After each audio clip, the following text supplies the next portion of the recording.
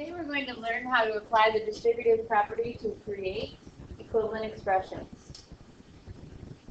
Let's refresh our memory what the distributive property is. The distributive property states that you multiply a value outside the parentheses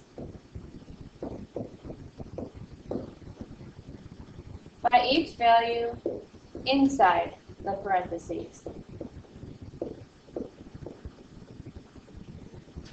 For example, 2 sitting outside the parentheses with 5 plus n inside becomes 2 times 5 plus 2 times n. So, once we do the math, 10 plus 2n is equivalent to 2 sitting outside the parentheses, 5 plus n. We're going to look at a couple of examples. And what this is outside, inside, outside, inside by applying multiplication. So I'm going to start on the outside with the 7, which is the greatest common factor, and I'm going to multiply it by the first number inside the parentheses. 7 times 5 is 35. I go back out to the greatest common factor, and now I need to multiply that by the second number that's inside the parentheses, and that's a g.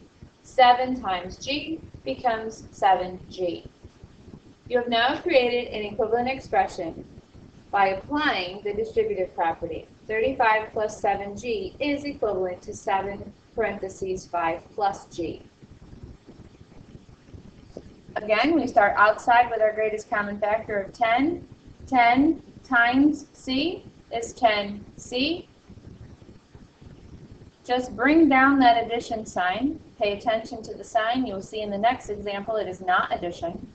Go back out to the 10, and this time it's 10 times 4, which is 40. And the last example, outside, multiply 9g. So 5 times 9g is 45g. This time it is a subtraction sign. And then back outside and remultiplying now by the 4a. So 5 times 4a is 20a. And that is how you create equivalent expressions by applying the distributive property.